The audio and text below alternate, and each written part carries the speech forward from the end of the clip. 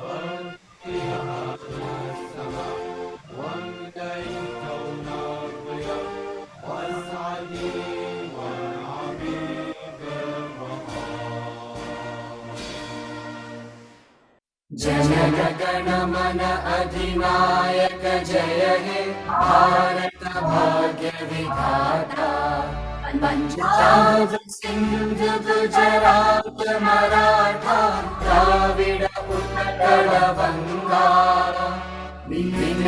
हिमाचल यमुना गंगा उच्चल जलधि तरंगा तव शुभ नाम में जागे तव शुभ आशीष मांगे गाहे तव जय गाथा जन गण मंगलदायक जय हे भारत भाग्य विधाता जय हे जय हे जय हे जय जय जय हे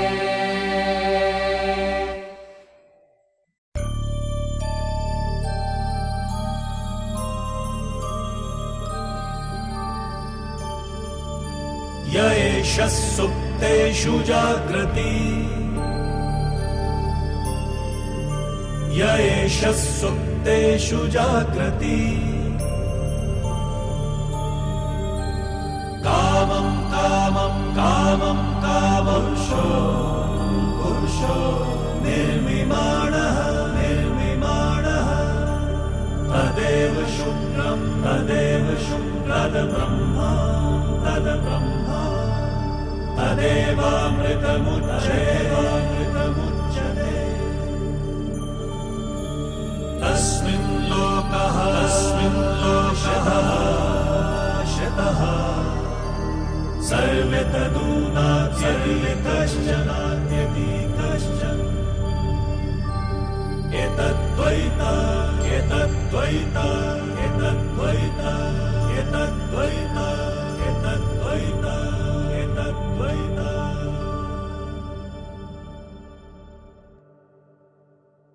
You may now be seated. Thank you. Now, to kick-start today's program, may I request our chapter chairperson, CA Sajeev Surendran, to say a few words to welcome this august gathering. CA Sajeev. Chief guest, Madam Divya Narangi, guest of honor, Madam Madiha Nasser, past chairs, CA Ashwini ji, CA Bhavani Prasad ji,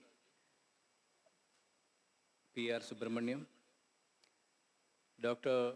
Rajesh Naik, Director Training, CBFS,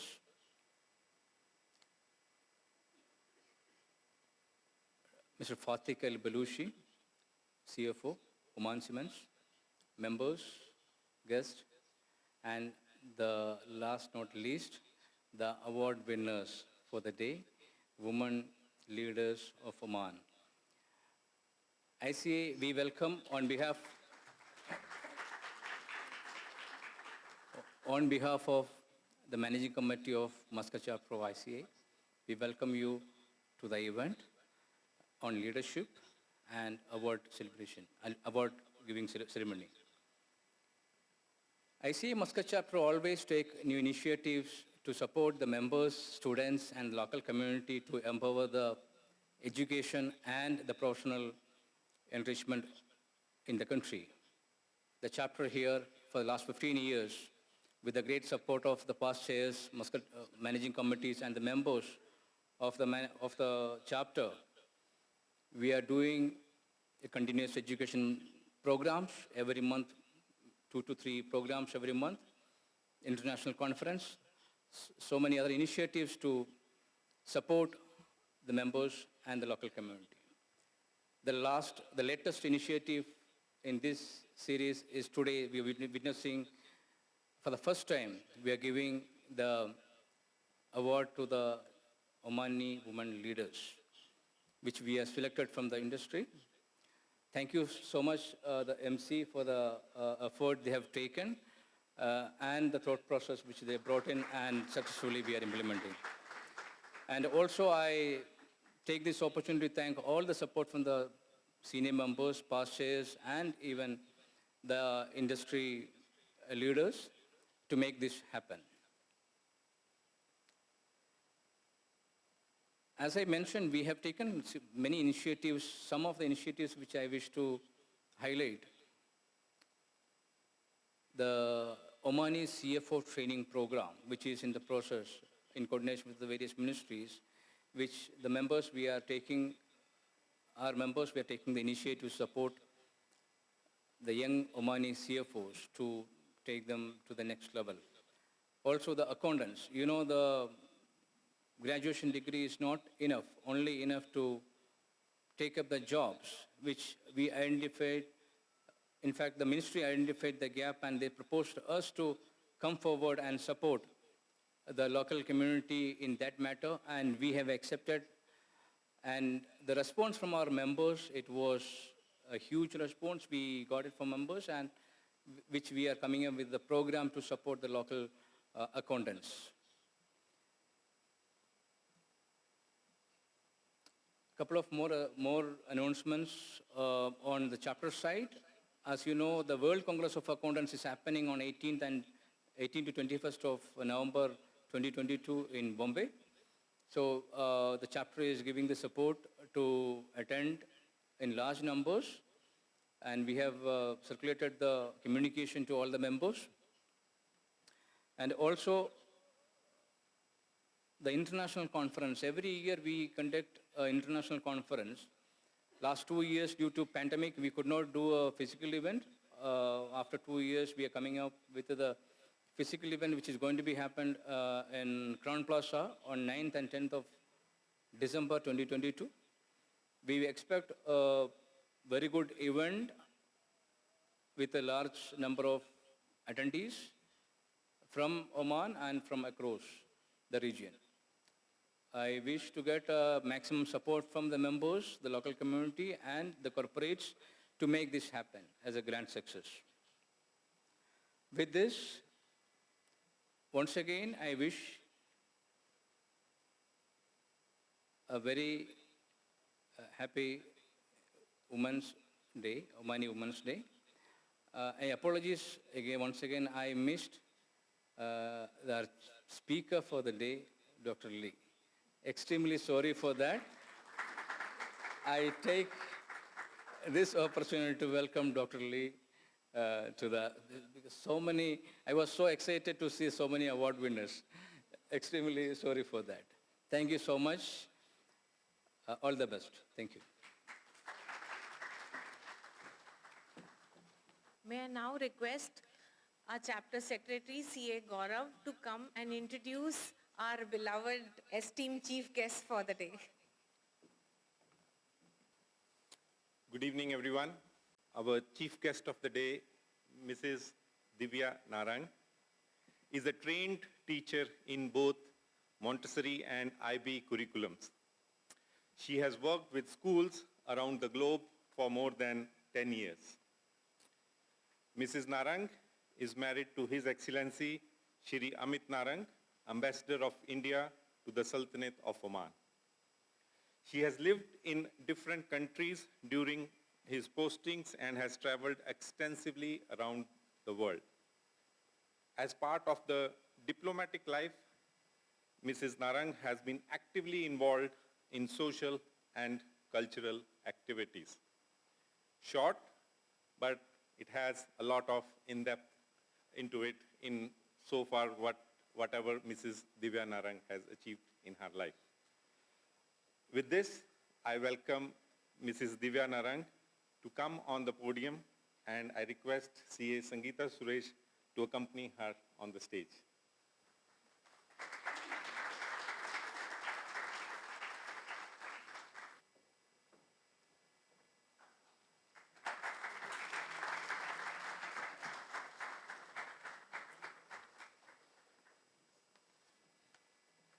May I now request Mrs. Divya to say a few words to the audience, please? Good evening, dear friends. Thank you, ICAI, for inviting me here. To celebrate the Omani Women's National Day, thank you. I'm usually hesitant about celebrating days, whether it's Mother's Day, Father's Day, Friendship Day, like, no, we're not doing any of those. So it's always like, why do we need a Women's Day? Like, every day we're hearing women are independent and, smart and ambitious and sympathetic and absolutely gorgeous. All of you are. We should be respected and revered every day. So why do we need one special day for that? We really don't. We don't. And now in Oman, we have an Omani's Women's Day as well. Like, why? We have an International Women's Day. Why here? So you think about it, and then the first answer that I came up with is a short one. Why not? Why not? Let's just appreciate our achievements and the support of women amongst us and to us, and right? Why not? Let's just celebrate that. Fair enough. But the other answer is a bit longer, just slightly. We need this day, not just to applaud our successes, but also to take stock, to take good stock, how difficult it is to be women. First, we all know there's the violence against women, against girls and women, and it is way too high than it is amongst men themselves or towards men. And then, to compound this, there is the lack of access to justice systems, to support systems everywhere around the world. After this, that's social, like, okay, there's social problems. Yes, there is infanticide, there is violence, but then here at ICAI, we all know that. that even at a professional level, there are so many issues women still face. We are still fighting for equal pay. We are still fighting for paid maternity leave. We are still fighting for child care benefits. And then, the most important, the glass ceiling. There is always the glass ceiling. And then one of the things that I used to think when I was back in India and when the pandemic hit, I thought the pandemic would be a great leveler. Everybody's working from home. Everybody's studying from home. So, it's the great leveler. Of course, for adults, it didn't work out because women who were working from home were also working at home and working more.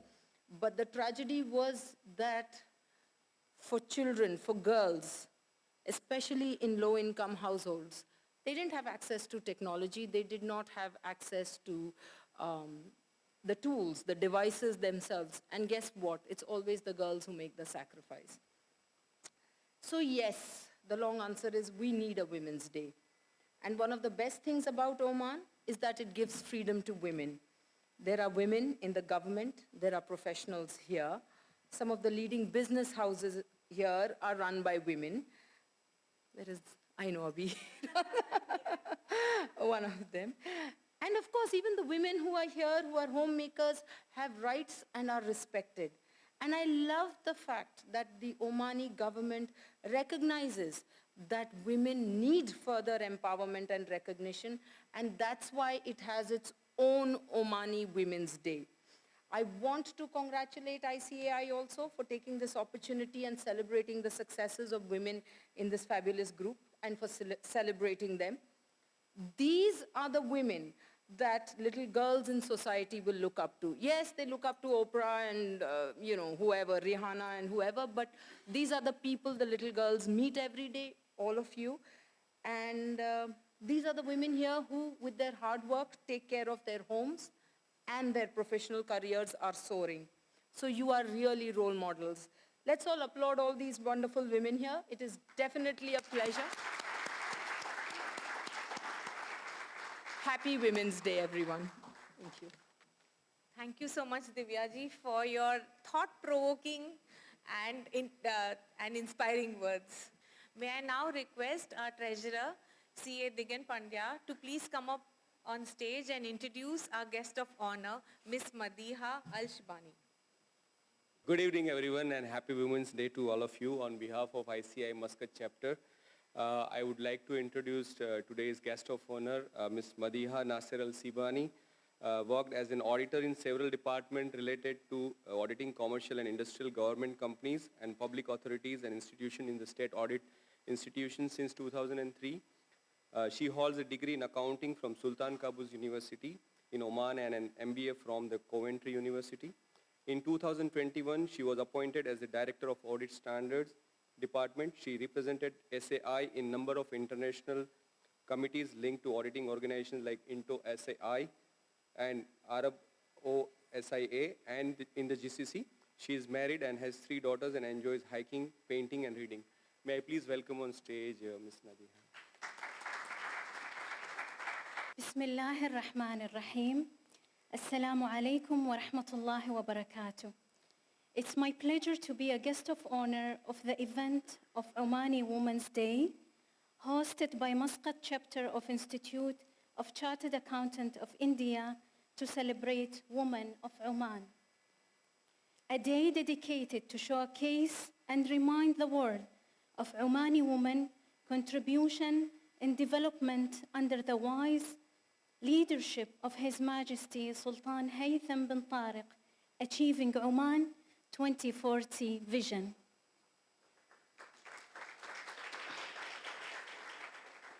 I believe that I am among my counterparts since we think and speak the same language as an auditor and accountant. Auditing and leadership are 2 faces of the same coin, and you may wonder why. This career trained us since the beginning to draft a plan, execute it, and communicate the result. These are a pillar of leadership, let alone building a trustworthy working relationship with our stakeholder. Being a woman in the field of auditing pushes us to elevate our skills and competencies since it's based on very clear, globally agreed standard. These skills, which we acquire as an auditor, unlock the horizon of our different aspects in our life. For instance, we are expected to remain focused in the age of plenty of noise and distraction and multitask, which is as a master as a woman. We are able to create harmony and peace through effective communication and use soft power to reach win-to-win position when we allowed the chance to do so. Women as well have ability to understand and evaluate their capability, and when applying this to our career as an auditor, we use due professional care in reducing the margin of error to least possible level. Having said that, there are some tricky cliché that a woman should be aware of, such seeking perfectionism, which is increase the society expectation to unrealistic level.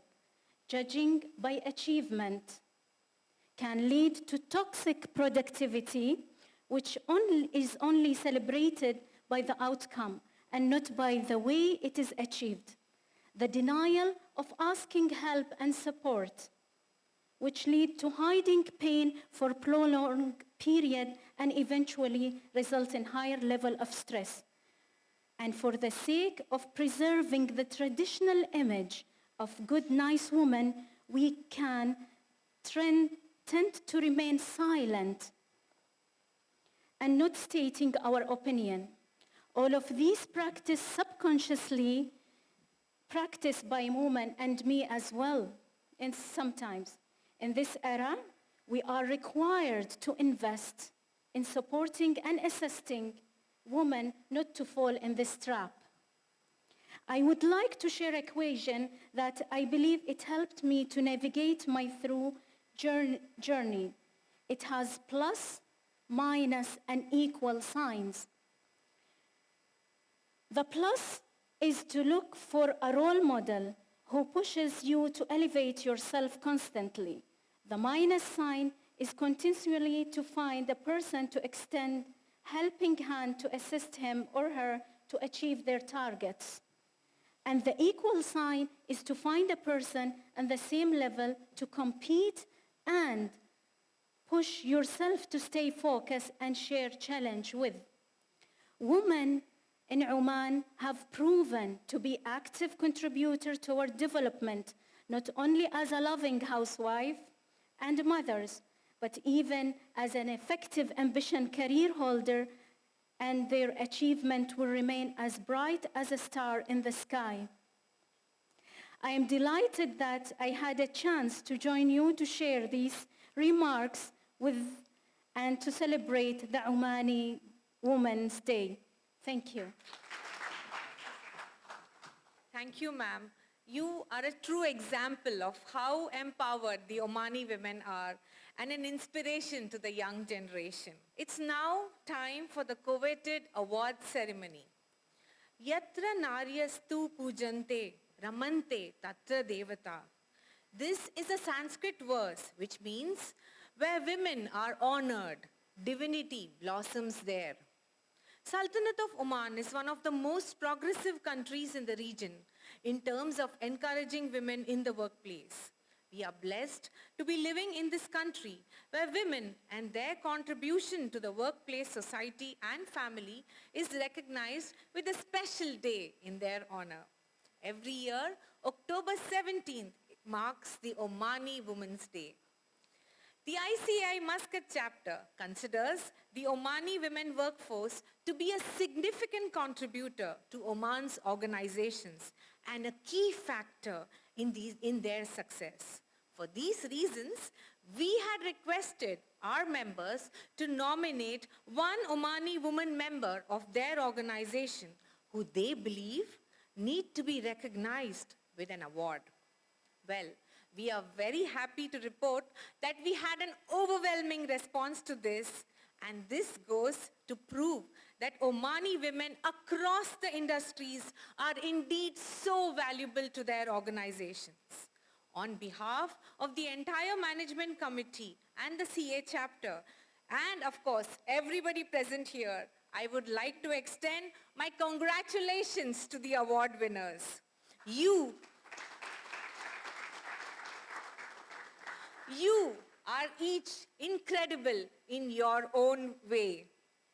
You have proven that there is no limit to the work or the efforts a woman can put forward for her own progress as well as the progress of the people who are linked to her. We are glad that we get this honor of recognizing and celebrating your efforts on this solemn occasion of the Omani Women's Day. May I request C.A. Sajeev to please accompany our esteemed chief guest of honor, and Mr. Fatiq Al-Baluchi up on the stage for the award ceremony.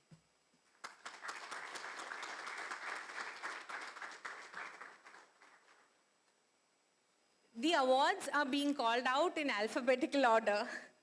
Please come up on stage to receive your award as I call out your name. The first awardee, not the first, but yeah, as per the alphabetical order, is Miss Abir Sultan, the Executive Manager, MD's Office, WJ Towel Group. Miss Abir is a fifth-generation Sultan family member involved in an organization that has been in business for over 155 years. She started her career in Enhance as a trainee and took on additional responsibility and achieved significant success. In recognition of her ability, she was invited to the group's MD office to work closely with the MD of the group. Ms. Abir is a part of the management committee and the strategic initiative team, which is involved in key decision making. It is only a matter of time before she takes on significant leadership roles in the group. Congratulations. Ms. Butaina Al-Abri, Assistant Manager, HR and Compliance, Crow Mac Ghazali LLC. Ms. Butaina has been working with the Crow family since 2016.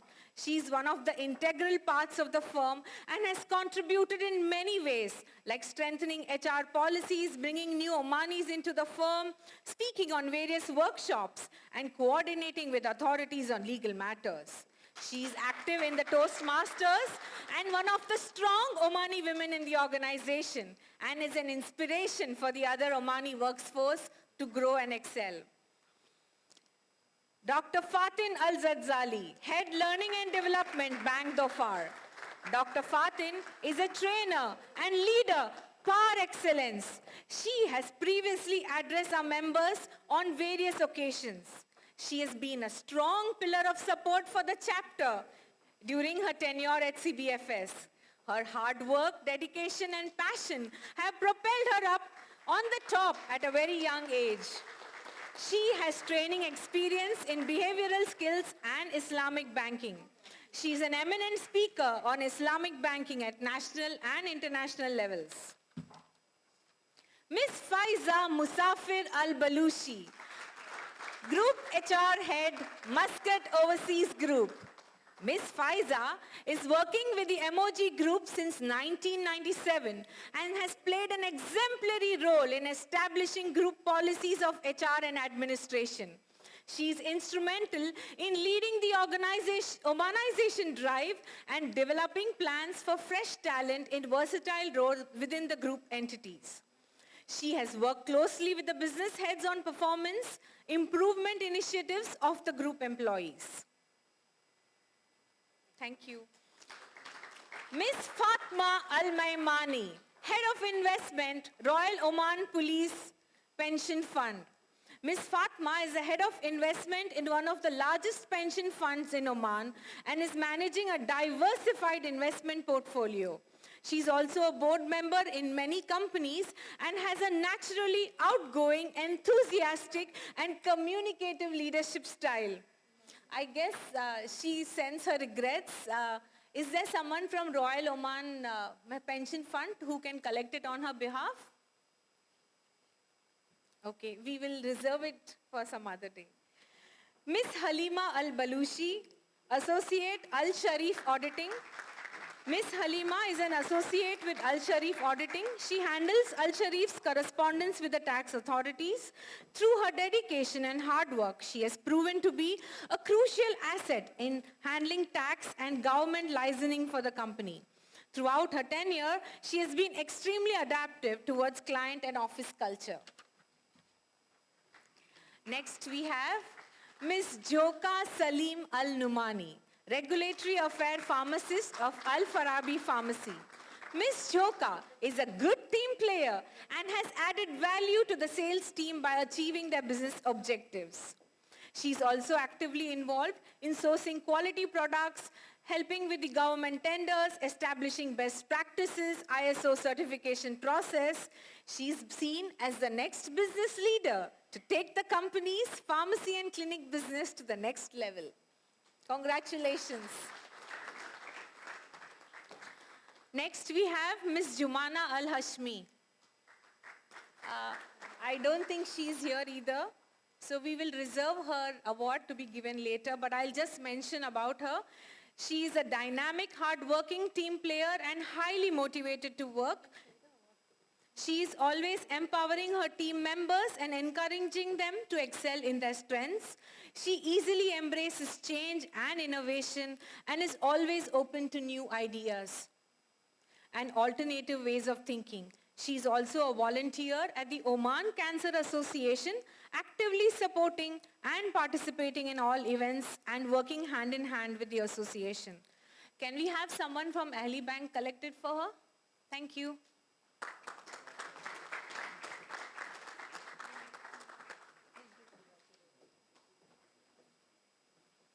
Next is Ms. Khalood Saif Said Al-Awawi, the station manager of Hala FM, Entertainment Network SAOC and OHI Group Company.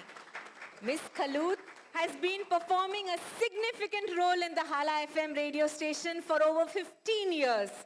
Through her dedicated work, it is through her dedicated work that the channel has become one of the most popular FM radio stations and a first choice for the Omanis. Congratulations. Next, it's my pleasure to call on Ms. Liutha Al-Ismaili, the Office Manager, CEO Office of Al-Nama Poultry Company, SAOC. Ms. Liutha is multitasker. Irrespective of the workday or holiday, she coordinates with various managers for meeting the organizational goals. She's very particular about her timelines and completes her work with no requirement of reminders. She has excellent interpersonal skills and maintains good rapport with everyone. She also handles secretarial matters for the board very effectively. Overall, she is a great asset to the organization. Congratulations, ma'am. Next, it's my pleasure to call on Ms. Raja Zahir Al-Harasi, the General Accountant at Oman Fisheries. She also sends her regrets. She's down with fever, but I will read out for her. Ms. Raja, is there someone on her behalf who can collect it? Okay, I'll just read out. Ms. Raja has a bachelor's degree of accounting from University of Technology and Applied Sciences. She joined Oman Fisheries in 2018 and she began her journey in accounting with basic entries and she's moved towards approving transactions and even closing into the annual audit. Currently, she's pursuing ACCA with the College of CBFS, where we are right now, and she's also a knowledge resource for the department and the staff. We wish you well, Ms. Raja, and we missed you. Next, I would love to call on Ms. Wafa Ibrahim Al-Ajmi, the Assistant General Manager, Transaction and Government Banking of Bank Muscat.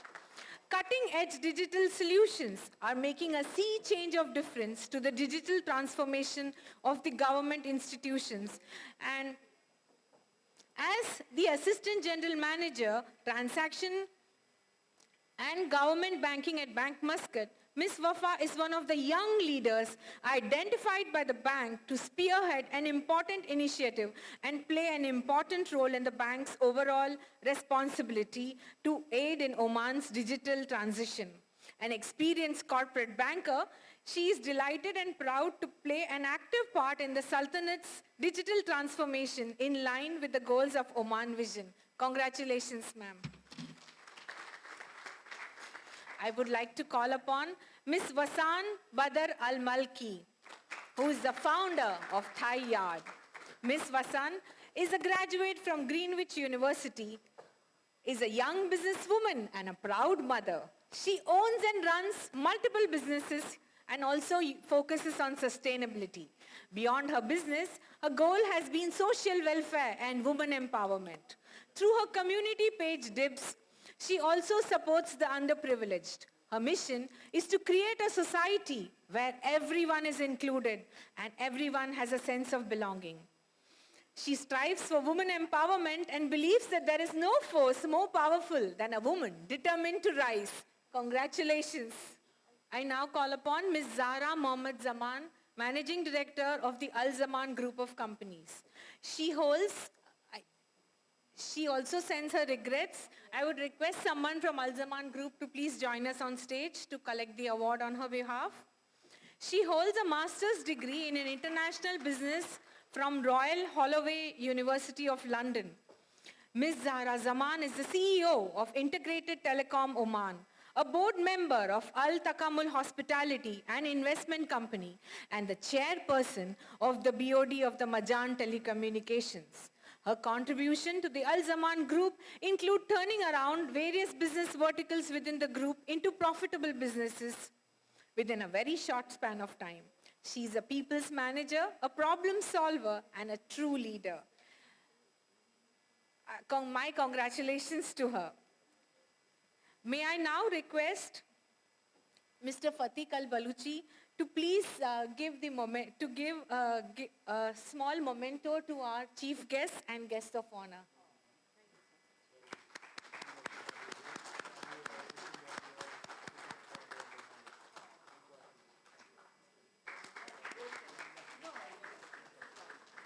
I request you all to please stay on stage. I am reminded of a nice quote of Maya Angelou on recognition. People will forget what you said.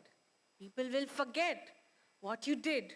But people will never forget how you made them feel, right? So let's make our awardees feel special with a big round of applause as I request them to join us all on stage for a group picture.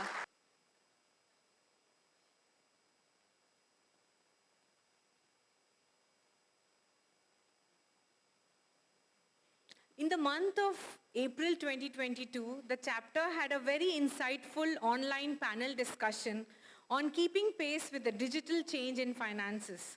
We would like to felicitate our esteemed panelists with a physical memento today. May I call upon our chief guest, Mrs. Divya Narang, to please join us back on stage. May I request Mr. Fatiq Al-Baluchi, the Chief Finance Officer of Oman Cement, to please join us on stage, and we are honored to present this to you in person.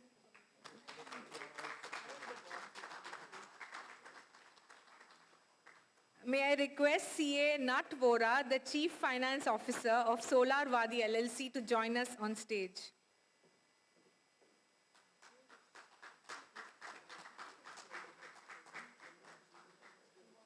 May I request CA Bhavani Prasad to accompany CA Shailendra Kumar Goyal up on stage and to honor him along with ma'am for this award.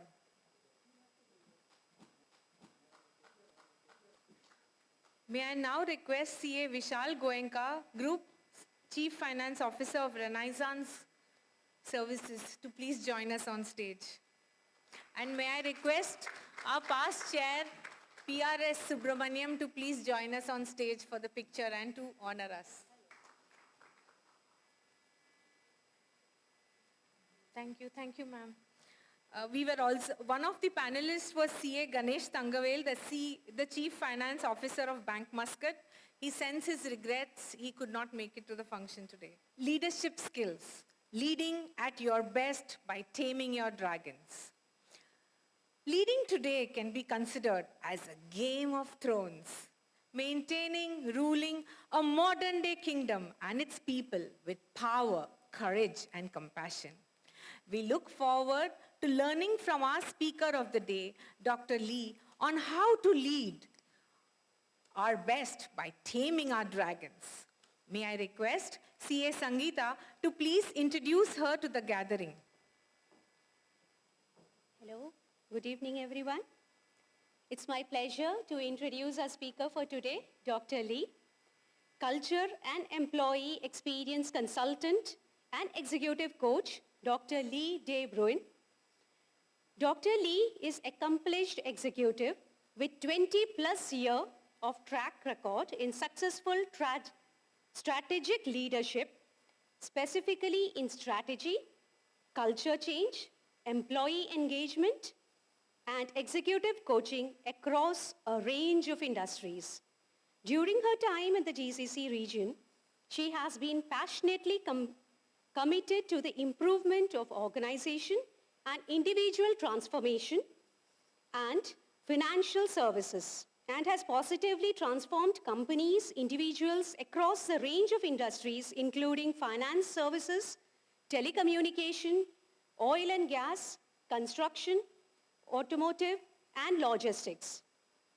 Over the past 10 years, she has successfully consulted and coached leaders internationally across South Africa, Europe, USA, Asia, and the GCC. From education point of view, she is a PhD holder in business management, master NLP practitioner and accredited coach, certified change manager, heart style associate.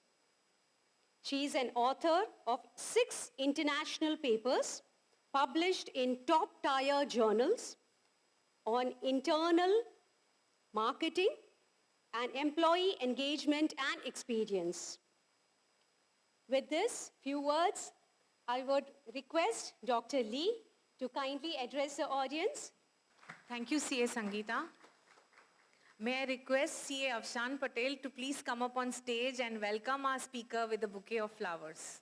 And I have the little, Thank you. Okay, so thank you so much for having me here. It's a privilege to be amongst all you beautiful warrior queens, and I look forward to sharing the dragons with you today. So, first of all, I think what I'm going to start with is a very small exercise, and I'd like you to just follow my instruction. Okay, so you're going to raise our right hand, finger up. Okay, and you're now going to draw a horizontal line. Okay. So good. Some of you got it. For others, still unconsciously drawing the horizontal line, only this is a vertical line. Okay? This is a horizontal line. So the first lesson, or really key message I'd like to get across, is that we don't listen to what it is people say. We watch what they do. We follow how they behave. Okay? And it's quite important because Ms. Divya actually touched on it. She was talking about women being these powerful role models. And in order to role model, we need to demonstrate the behaviors so that others can follow what we do, not what we say. Okay? Because often that can be in conflict. So I'm sure most of you are familiar with the term conscious leadership. It's a new buzzword in all the leadership literature. And really what it's saying is, let's go to the next slide, is that it's about leaders being more conscious, more aware of themselves. Because when we have a greater level of self-awareness, we're able to grow ourselves, but more than that, we can then grow others. And this is how we grow organizations. Okay, so essentially, when we become self-aware, we're actually able to unlock our potential. And then this empowers us to unlock the potential in others. And when we do this, we're then able to elevate our teams, our organizations, but more than this, we get to elevate communities, countries, and in turn the world. So being conscious of our behaviors is essential. Unlocking that limitless potential that each of you has within you is critical. But something holds us back. We often feel blocked, we get fueled with self-doubt, and we limit ourselves. And this is because of what I refer to as the dragons. Okay? They are unconscious patterns and programs which become programmed into templates of thinking, feeling, and behaving. Right? So I'll explain a little bit about how this works, and I need to touch a little bit on neuroscience as well, so we can understand what's actually happening in our brains. So we'll go back to when we're really, really young. So when we're born and we first come into the world, we're perfect. We're in perfect balance. Everything is amazing. And then as we grow older, we start to become curious. We start to explore our worlds. And as a result, we start to frustrate and we start to aggravate our parents. Okay, so we'll take an example of a child growing up in a healthy home. And it's a young child under the age of 7, because at this age, we don't have the cognitive or the emotional skills to protect us. And this is where the dragons actually first come in. So if we take a really young child, maybe under the age of 3, and they spill milk on an expensive Persian rug, and the parent comes in, they've had a really stressed day, they're really tired, they see the mess, and they get really angry with the child. Now, the child doesn't have the cognitive skills. They can't make sense of what it is they've done. They don't understand the value of the carpet. They don't understand that the milk is going to stain or it's going to leave a nasty odor. The only thing the child sees and takes in is this angry parent looming over them. Okay? And then they start to experience fear. Now, what happens is our brain comes in to protect us. And in order to protect ourselves, we actually lie to ourselves. So the first lie is the child convinces himself that there's something wrong with them. Because it's inconceivable for a really young child to ever think that there's anything wrong with the parent, because our parent is responsible for our survival.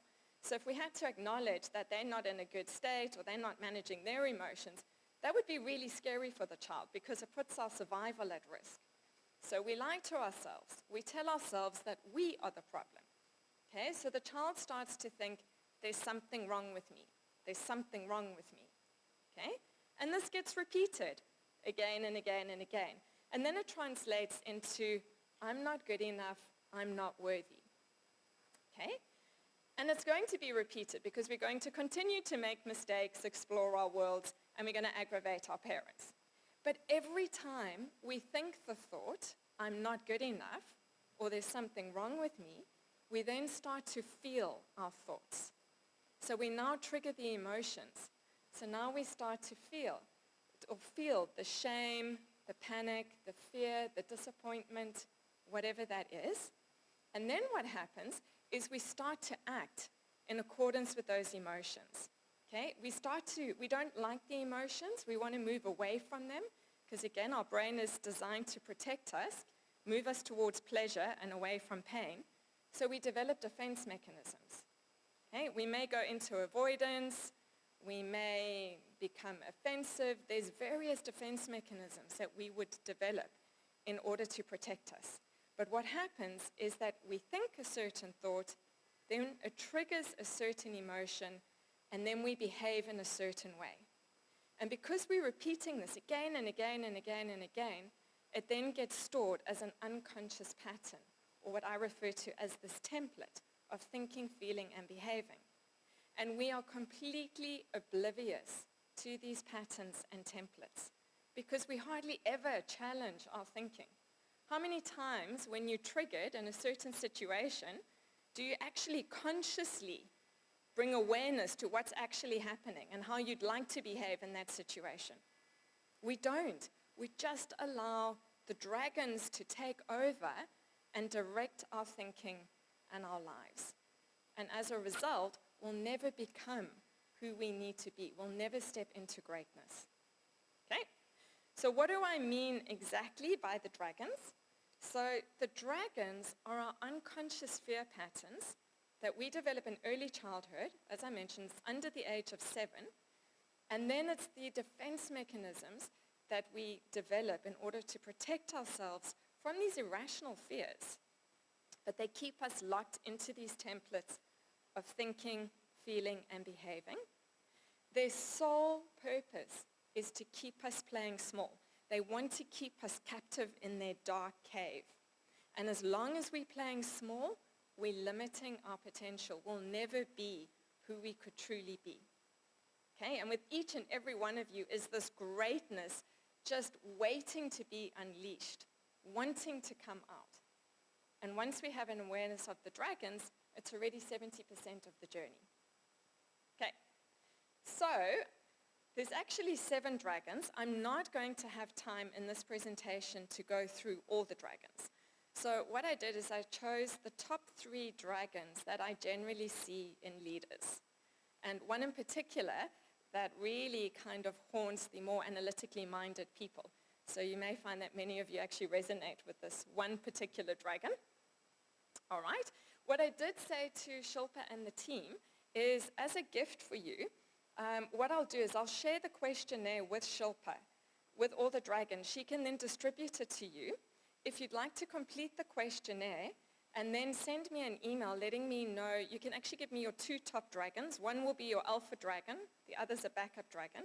And then what I do is I'll email you a very comprehensive report on your dragons. So that will give you a little bit more awareness as a gift. Thank you so much. It's a pleasure. Okay, so another thing I just want to mention is that the dragons are not gender biased. Okay? They go for men and women equally. And none of us are free from a dragon. Okay, they may vary in terms of their intensity, but all of us have the dragons. It's part of normal human behavior. Okay, so we're going to meet our first dragon. Sorry, wrong button. There we go.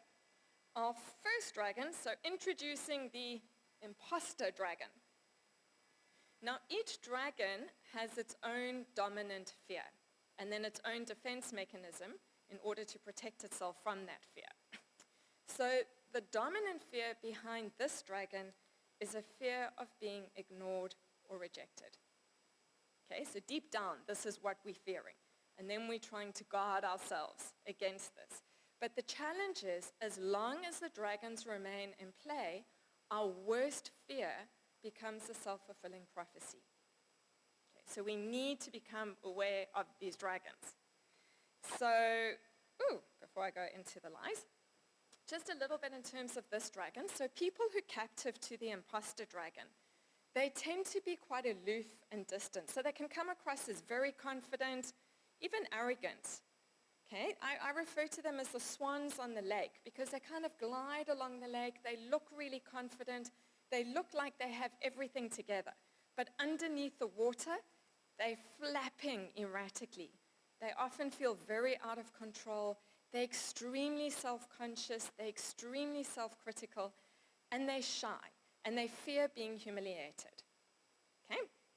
So body language-wise, they tend to be quite upright. Their chins are held high. But they tend to breathe in. And then they hold their breath because they're breathing their stomachs in. Okay? They also put quite a lot of attention into the way they look. So they like to look good. They like to dress well. They take care of themselves. So their image is very important to them. Okay, so I mentioned that we have these patterns as well of the thinking, the feeling, and the behaving. So the thinking with this dragon, now remember, our brains lie. So the dragons lie to us. And the lies that this dragon tells you are as follows. So these would be the things you're saying to yourself in your head. It might not be these exact words, but it would be going something along these lines. Okay, so it convinces its victim that they're secretly special. They're better than anyone else. But the confidence is not coming from an authentic place within us. It's coming from our brains trying to convince ourselves that we are good, we're special, we're better than other people. Okay? But this is not entirely the truth. We are actually amazing, but it's not coming from the right place. Right? It will convince you or the victims to the dragon, that you must never ever let anyone see behind the mask or a facade, because they may get to see who you really are, and then they won't like you, and then they're going to reject you. Dragon's also going to convince you that you must always be better than everybody else. Okay, Medea actually touched on this dragon a little bit earlier when she was talking about perfection, strongly linked to this dragon, which we're going to see in a few minutes.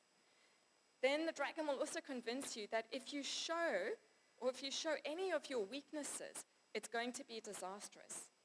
Okay, but this robs you of being authentic.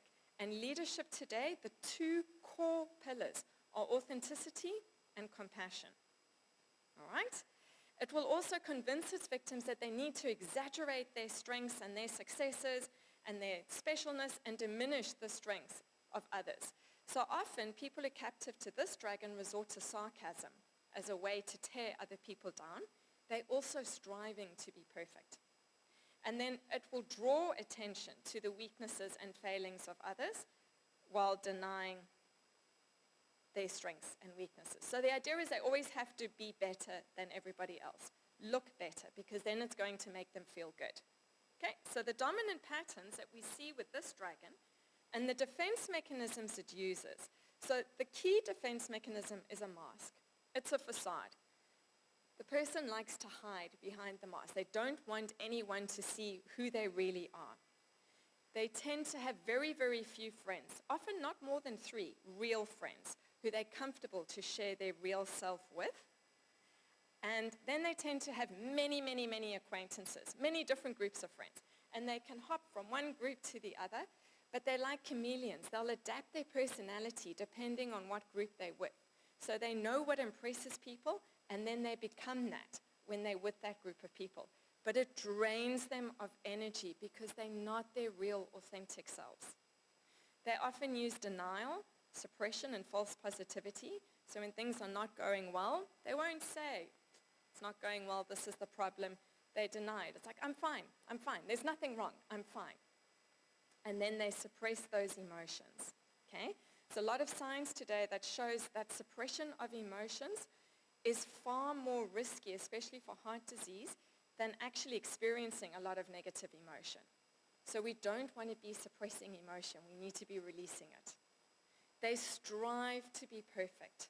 So they're terrified of making mistakes. If they make a mistake, they cover it up. They often resort to lying or blaming others because they don't want anyone to see that they've actually made a mistake. They're very, very self-critical. And they really genuinely believe that everyone else is judging and criticizing them too. Okay, so if 2 people are whispering over there, and this is my dragon, it's partly my dragon, I will think that you're whispering about me, and then I'm going to feel really fearful and humiliated, and I'm not going to be able to continue with my speech because it's going to be driving me crazy. All right? And because they're so judgmental and critical of other people, of themselves, they're constantly criticizing and judging themselves, they now become very judgmental and critical of other people. So they can really frustrate their teams because although they're thinking they're giving constructive, positive feedback, they're constantly giving this negative feedback. Same with children. It's constant negative feedback. And then people feel that they'll never be able to please them. They can't do enough. And then they swing between wanting attention and not wanting attention. So on the one hand, they want to be the ones to shine. They want to get all the recognition. And they feel ignored or rejected when people are not recognizing them. But at the same time, they're terrified of being in the spotlight because it opens up an opportunity to be criticized or judged. They also swing between feelings of feeling amazing and great because the brain or the dragon comes in and convinces them, you are great, you are amazing. And then they make a mistake, and the minute they make a mistake, they swing into feelings of worthlessness. And then they berate themselves. It's like, I'm so stupid, I'm such an idiot, how could I do that? How could you make that mistake? And then they replay these mistakes again and again in their minds, trapped in that dark cave and filled with those negative emotions. Until eventually the dragon builds them up again, and then it will puncture them with a mistake, and they swing back to worthlessness. So there's so much energy being drained into maintaining the mask, into trying to be perfect, and then swinging between these feelings of greatness and worthlessness. Okay? The impact that this dragon has on overall life, these people, or captives to this dragon, often think that they're far more resilient than they are. So when they get sick, they don't take time to rest. They think they're just going to get through it. And what happens is when they get really sick, they then start to feel really, really vulnerable. And then they start to panic because they're not used to being so out of control. They experience very high levels of stress. Because again, they're constantly striving to be perfect and they're competitive, comparing themselves. And then this increases blood pressure. It also has an impact because when we experience high levels of stress, we release cortisol, which impacts the insulin levels, and this results in blood sugar issues. So diabetes can often accompany this dragon as well. They don't take risks. They play safe. They only do things they know they'll win in. So massive opportunities could present themselves, but they're too scared to take it. They're terrified they'll fail, and that will be humiliating. So they rob themselves of these opportunities for growth, but more than that, they rob themselves of the opportunity to realize their potential. And I think I've mentioned that, but if I haven't mentioned it, I'm going to say it again. The biggest impact of the dragons is they limit your potential. Okay? And then as we've mentioned, they spend time and energy judging, and then they remain aloof and distant. They're too difficult to get to know. So leaders want to be developing emotional connections with their teams because when you have an emotional connection, your teams will follow you regardless. But if there's no emotional connection, it's difficult to maneuver and motivate people. And because these people are so aloof and distant, people can't get close to them. They eventually give up trying, and then the worst fear is realized. They're ignored and rejected. The dragon wins. Okay, so that's our first dragon. The second dragon I'm going to introduce you to, which will now take the stage, is the people-pleasing dragon. It's on the other side of the spectrum of the imposter dragon, but they swing into one another. Okay, so people-pleasing dragon, the dominant fear behind this dragon is a fear of inadequacy. Okay, they're terrified that they're going to be inadequate or that they're not going to be good enough. I meant to mention something when we did the brain. I'll mention it here. This is actually my dominant dragon. It took me a while to tame this one. So if you'd met me like 20 years ago, you wouldn't recognize the person I am today because I definitely would not be on stage. I'd be cowering in a corner over there trying to be as invisible as possible. So what I wanted to mention, I was actually going to give you an example as well with the templates, is when I was growing up, I believed I was fundamentally flawed for many, many reasons. I have a number of vocal tics. I had ADD. I didn't believe I was smart enough. I had many, many, many, many issues and a terrible teenage life. I won't go into all the detail. But I remember when my dad used to teach me maths, and I couldn't understand it. And he'd get so frustrated with me. So he'd be shouting at me, and then I'd be panicking, the fear, the terror, the disappointment would set in. And then my behavior would be I'd run away crying, and then I'd go into avoidance and lock myself away for the rest of the day. And then I'd repeat this again and again and again. So this was my template. So then fast forward 20 years or so, when I went into the workplace, and I was now working, I remember a manager calling me into his office one day and saying, "Lee, I need to speak to you in my office immediately." So immediately we triggered that template. Okay, we get triggered. You feel those feelings in your body.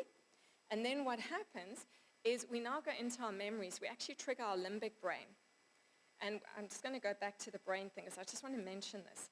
So we trigger the limbic brain, that part, and that's like the filing cabinet. It brings up all the memories. And then, and it says, "Oh, remember you felt like this when you were 3 and 7 and 9, and it brings up all those experiences, triggers all the emotions, then it triggers all the stress hormones, the cortisol, adrenaline, the noradrenaline, etc. And then what happens is it goes to the neocortex to ask what it needs to do. What is the strategy? And the neocortex, which is our strategic center, is supposed to come up with a strategy or a plan. But because we run these templates so often, It doesn't need to give us a plan. It's like, oh, just keep doing what you were doing when you were 3 and 7, 11, etc. So we still run the same strategies. So when my boss calls me into his office, I've evolved over the years. So I don't run away in tears, essentially. So I still feel all the emotions. I don't cry, but I'd have the tears in my eyes. And then when I leave the office, I don't run away. This is if he's giving me critical feedback. I don't run away, but I walk away very quickly, and then I would disengage for the rest of the day. So the same pattern that I was running when I was 3 or 5 or 7, I was still running into my late 20s, even early 30s, until I got a hold on all of this. Okay?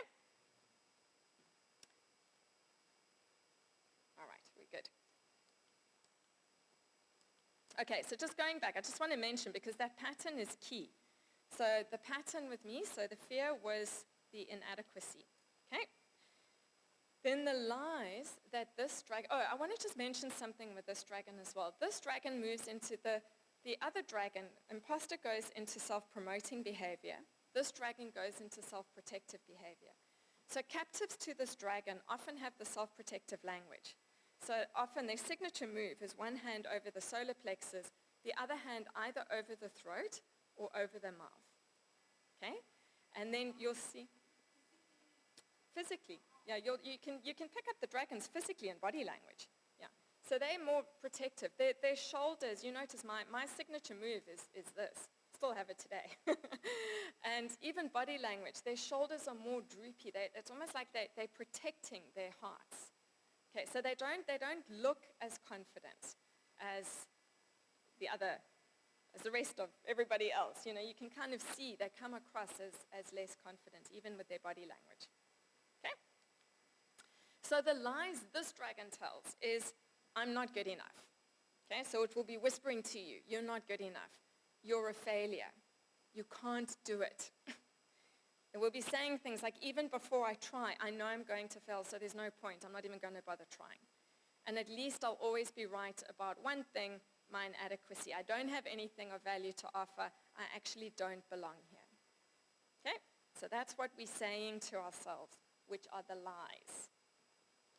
Then the way the dragon shows up is these people go into avoidance. So as I mentioned, I spent the majority of my life in avoidance. It was such a waste of time and energy.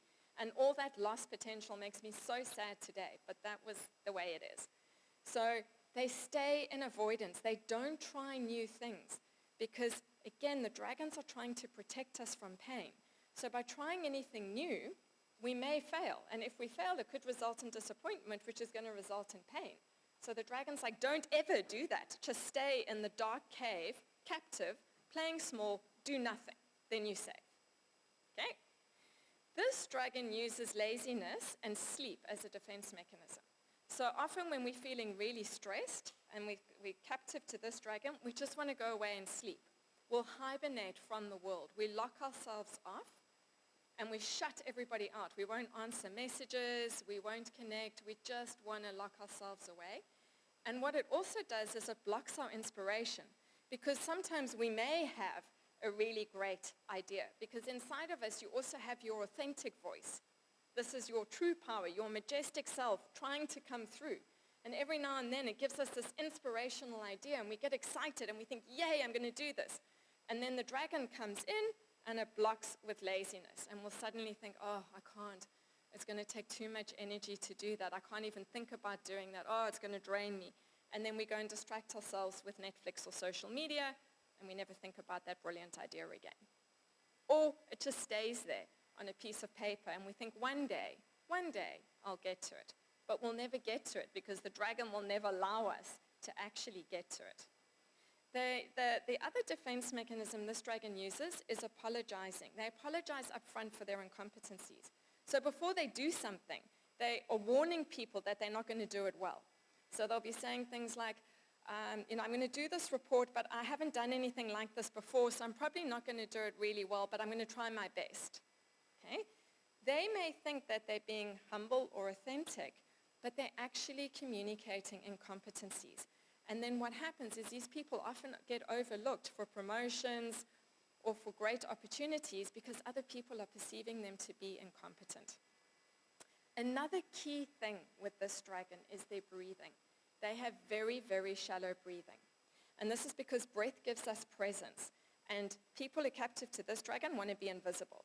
So as children, they believed if they stop breathing, no one will notice them. Okay? And then they don't have to meet any expectations. No one will see that they're there. So they have very shallow breathing, and at times they stop breathing. Now, when we don't breathe, we don't take oxygen into the body and specifically into the brain. So when there's no oxygen flowing through the brain, the blood can't flow. So what happens is all the blood drains from that strategic center, the neocortex, to the amygdala, to the survival part of the brain. And then we go foggy. We go blank, and we can't think. So often when people are speaking to someone who's captive to this dragon, they'll get a fright, they stop breathing, and then they go blank, they can't answer the question, and then they do come across as, less smart than they are. They're often highly intelligent people, but they just don't come across as intelligent and smart because that dragon has them hostage. So for this dragon, breathing is critical. Okay? For the imposter dragon, being vulnerable and authentic is critical. Okay. They tend to feel really small most of the time, so they contract their energy. Again, you can see it in body language. In meetings, they'll be sitting, they're closed up. They don't want to take up any space. Imposter dragons will be sitting like this and trying to show their dominance. The people-pleasing are very closed. We want to be in between. So we want to be comfortably open. Okay? And the impact on life that this dragon has, because of the shallow breathing, they're getting restricted oxygen flow into the body, which weakens their immune systems. So they tend to be fairly sickly. They get sick more often. They have health issues. This dragon drains energy because it's almost, the dragon convinces its victims that they're losers and they need to be losers, or that they are losers. But it actually takes energy to be a loser because it's not who we really are. So this drains us of energy, and then we've got no creative energy to put into creating, attracting, and manifesting. They don't assert themselves, and they don't share their ideas. So this is also, it has a big impact on business because they're not actually sharing their brilliant ideas, or when they see things going wrong, they don't want to speak out against it because they want to belong to the group. And then they tend to stay anchored in the past. And then depression can often be linked to this dragon because they remain entrenched in the past, replaying their past mistakes again and again. And then we move on to the impatient dragon. Now this is the dragon many of you may identify with if you have a very analytical mind. Okay, so this dragon takes people hostage either early on or, especially in women, this dragon can actually kick in adulthood when women actually get married and then they have children, and now they're trying to balance and manage so much more. So the fear behind this dragon is a fear of loss of time. They fear that time is running out, and then they rush to get as much as they can done. But they make mistakes along the way, and then it takes more time to fix those mistakes. Okay? So what you'll notice, just body language perspective, these people are the ones who don't sit still. They're constantly fidgeting. They're moving around. They walk fast. They talk fast. They eat fast. It looks like their heads are coming before their bodies because they're walking so quickly. So you can generally see these, when talking to them, their eyes are often moving all over the place because whilst they're talking to you, they're thinking about the other 100 million things that they still need to get to. Okay, so the lies that this dragon tells is, time is running out. I've already wasted so much time. I have so much to do. I need to get through all my tasks as quickly as possible. I don't have time for distractions or failures. Anything that slows me down is unacceptable. I have important things to do. People are getting in my way. It's not me. It's just that what I'm doing right now is extremely important. What I'm going to do next is even more important and urgent. So either get on board, help me, or move out of my way. Okay? So it's like go, go, go, go, go, go, go. So the dominant patterns with this dragon, they take on way too much and they don't know how to say no. So they honestly believe that everything they take on, they're going to be able to manage, and they can't. They procrastinate. This is the dominant strategy that this dragon uses. So it gets its victims to procrastinate. So they believe that they work better under pressure. And then they leave everything until the last minute. But then what happens is their worst fear is being realized. They now are running out of time. And then they start to panic. So anxiety is strongly linked to this dragon, and so is guilt. So what happens is the anxiety builds up because now they're procrastinating, they're feeling stressed, it builds up, and then eventually they explode in rage. And then they settle down quite quickly afterwards, but everyone around them takes a little bit more time to settle down. And then they start feeling guilty that they exploded in anger, then they get angry that they're feeling guilty, then they get anxious that they're feeling angry and guilty, and they keep stacking these emotions and they get locked into this circle. They feel guilty when they're at work because they think they should be spending time at home with their families, and when they're at home with their families and resting, they're feeling guilty that they're not working. So there's this constant anxiety which exists. Why I said it impacts analytical people is victims to this dragons have got very, very analytical minds. They think very quickly, and they're able to join the dots very quickly. They can jump from point A to point Z in a matter of seconds because they see the patterns, they see the trends. But they think that everybody else thinks as quickly as they do, and they don't. So when you're explaining something to something and you've jumped from point A to Z, the other person is probably only on point B. They haven't joined all the dots because you also haven't explained it to them. So then when they go and deliver, it's not in line with your expectations. And then you'll get frustrated, and instead of giving it back to the person and coaching and mentoring and developing, victims to this dragon will take it on and go, it's fine, I'll do it, because only I'm going to do it right. And then they take on even more work, which then increases their stress and their anxiety.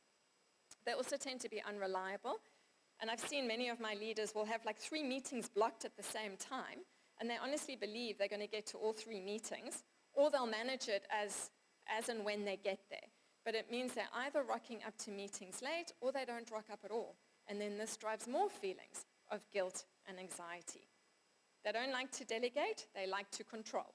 So they control everything. They don't like to empower their teams too much because they want to be doing everything and making sure everything is being done correctly, but it places them under more pressure.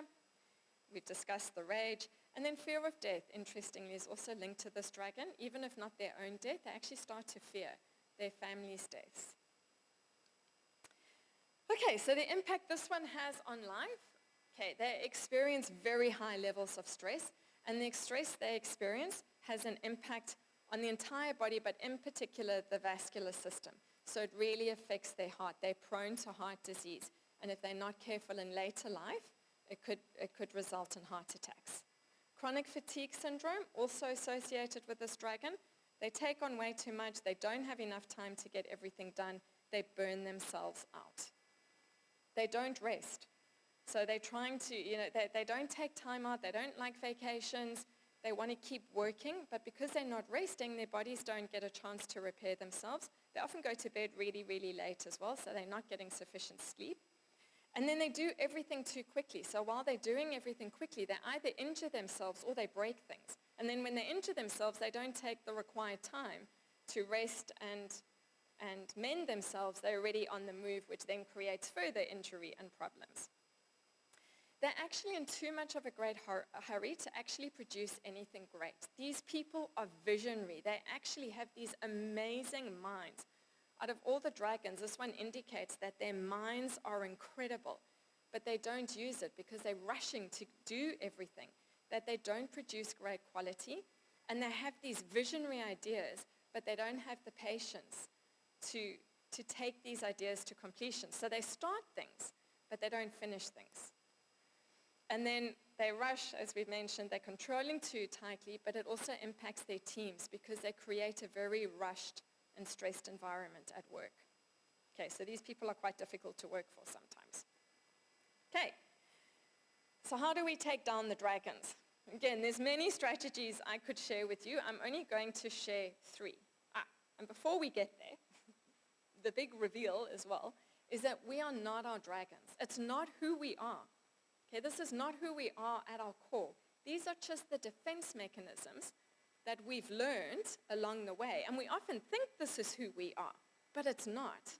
So with enough conscious effort, you can easily tame these dragons. And then we can transform all the fear and the energy into something that serves you as opposed to limits you. Okay, and I talk about taming and not slaying because the dragons are part of us. They're never going to go away. And if we try and kill them, we're just going to go to war with ourselves. So the better approach is to accept them, understand them. They're just signals that we're out of alignment with our true self. And when we can see that and try and understand what it is they can teach us, then we transform. So the way to tame these, the first one is a little strategy: stop, breathe, think, behave.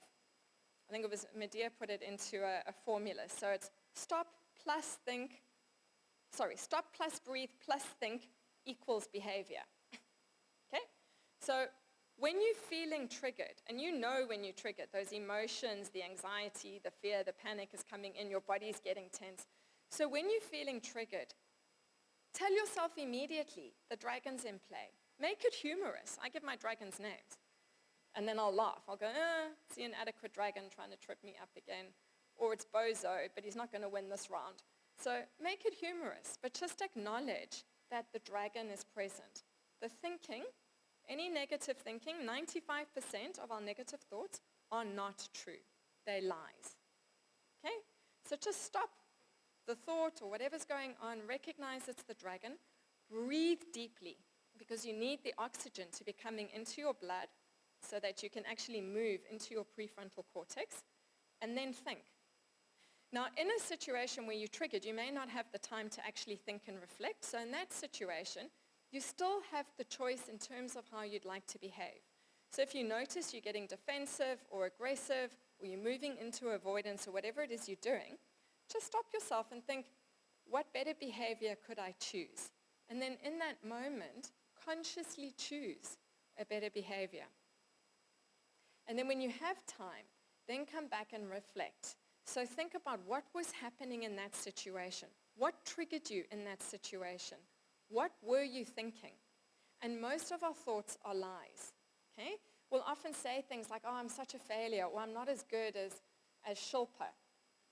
Okay? But we don't specify what. We don't specify what the measure is that we're using. So I could be saying, well, I'm a failure, I'm not as good as Shilpa because I'm not good with analysis. I don't know how to do financial statements, etc. And then I focus on this. But the truth is, even if I'm not good with analysis and financial statements, I have many other gifts and talents. I'm good in so many other things. So if I'm good at all these other things, I can't be a failure because I'm succeeding in other things.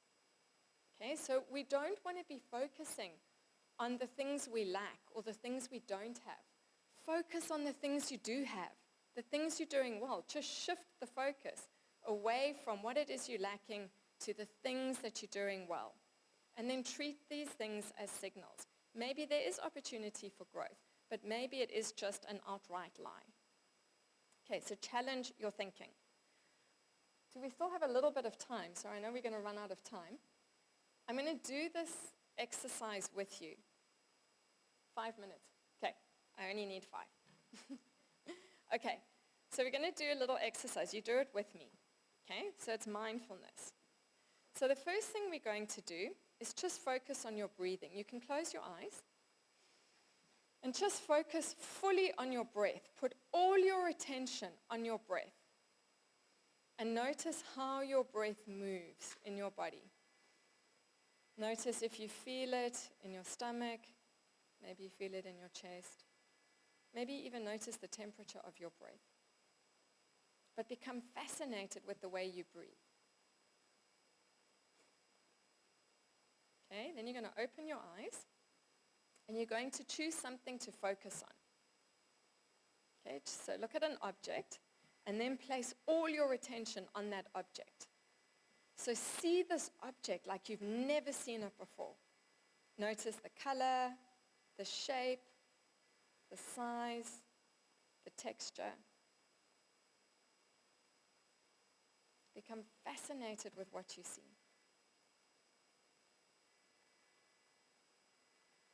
Okay, and then you're going to turn your attention to what it is that you hear. So you're now going to focus on the most distant sound that you can hear.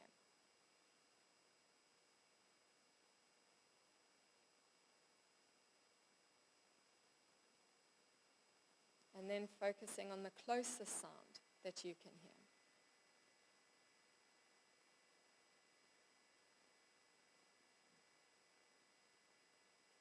And then we're going to use touch. So you can either rub your hands together, you can pick up an object and feel it, but you're going to put all your attention on the sensation that you feel.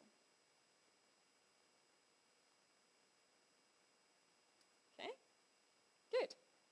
Now that exercise grounds you in the present, and it also gives you access to your strategic center.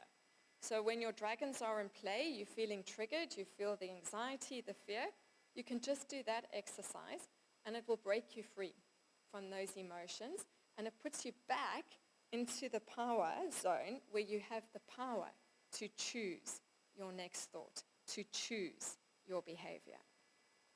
And then the last one is play. Play, play, play. The best way to take down dragons is to play, whether this is playing with your children, whether it's playing paddle tennis, soccer, anything, reconnecting with your passions, even if it's baking. These are all forms of play. When we're playing, we're grounded in the present, we experience fun, our imaginations and our creativity is active, and it's a great way to tame the dragons. And then there's many more strategies which I can share in the reports. So that's it for today, and just to end, never mind. I was going to end with a quote, but I know the quote, so I'll just tell you. So comes snow after fire. Even dragons have their endings.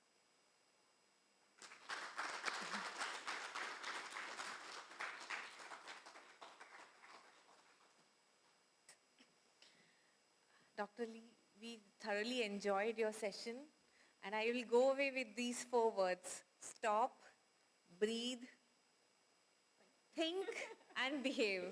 So I'll stop for a while, I'll think what I have to say, I'll stand in my right position, and I'll say my words. So Dr. Lee, thank you so much for accepting our invitation, for conducting this session for our members. As a token of our appreciation, we would like to present you with a small memento, and I hope that you will accept it. I would request Bhavani sir to please join us up on stage.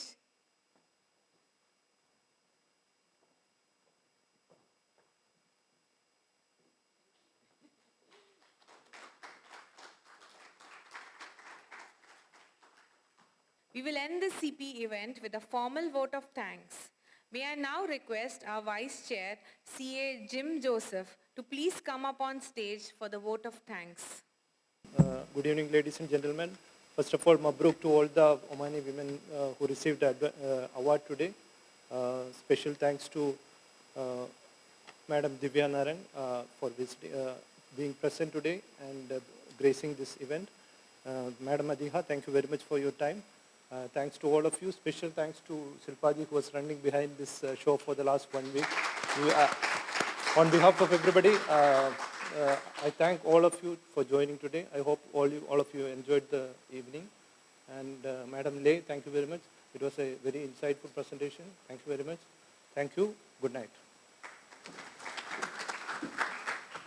I would like to have our guest of honor, the MC members, our facilitator of the day today, to join the MC for a group photograph. In fact, actually all of us can come up for a picture. I would love to announce that on 21st August, we have our grand Diwali celebrations. The registration link has been posted in the WhatsApp groups. On the 29th of October, we have the ICAEW Pathways program. Please take the time out, block your calendars and do attend. I have a last ending quote. Let me leave with the words of William James, who said, "The deepest principle in human nature is the craving to be appreciated." And I believe we did that today. Thank you all for actively participating in the event. Stay safe, stay blessed, and please join us up on stage.